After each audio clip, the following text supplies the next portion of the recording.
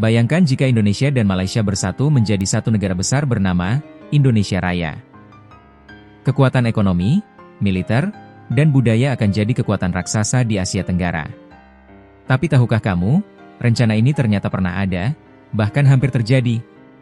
Inilah kisah rahasia di balik rencana penyatuan Indonesia dan Malaysia yang akhirnya gagal di detik-detik terakhir. Kita mundur ke tahun 1945.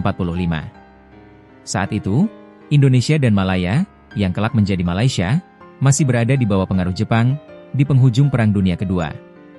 Pada 12 Agustus 1945, 3 tokoh penting Panitia Persiapan Kemerdekaan Indonesia, PPKI, Soekarno, Muhammad Hatta, dan Rajiman Wediodiningrat, dipanggil ke Dalat, Vietnam, oleh Marsekal Trauci. Jepang menjanjikan kemerdekaan Indonesia pada 24 Agustus 1945. Namun, sebelum kembali ke tanah air, rombongan Soekarno singgah di Singapura dan melanjutkan perjalanan ke Taiping, Perak, untuk bertemu dengan tokoh nasionalis Melayu. Ibrahim Yaacop dan Burhanuddin Al-Helmi. Ibrahim Yaacop adalah pendiri Kesatuan Melayu Muda, KMM, yang sejak 1937 memperjuangkan kemerdekaan Malaya dari Inggris. Salah satu visinya adalah menyatukan Malaya dengan Indonesia. Pada Juli 1945, ia membentuk Kekuatan Rakyat Istimewa, KRIS, yang kemudian diubah menjadi Kesatuan Rakyat Indonesia Semenanjung. Tujuannya jelas, merdeka dari Inggris dan bergabung dengan Indonesia. Kedatangan rombongan Soekarno disambut meriah para aktivis KMM dan KRIS dengan bendera merah putih.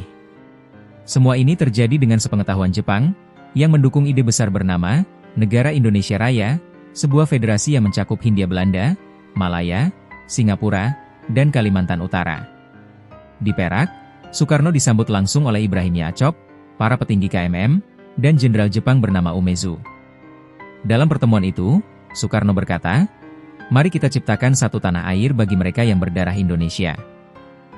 Ibrahim pun menjawab, "Kami orang Melayu akan setia menciptakan tanah air dengan menyatukan Malaya dengan Indonesia yang merdeka."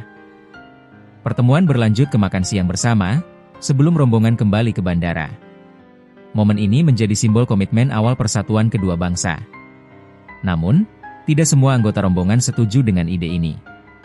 Menurut sejarawan Bun Heng Cheah, Hatta dan Rajiman kemungkinan menolak gagasan Indonesia Raya. Alasannya bisa jadi politis, fokus pada kemerdekaan Indonesia sendiri dulu, tanpa memperluas beban ke Malaya yang masih dikuasai Inggris.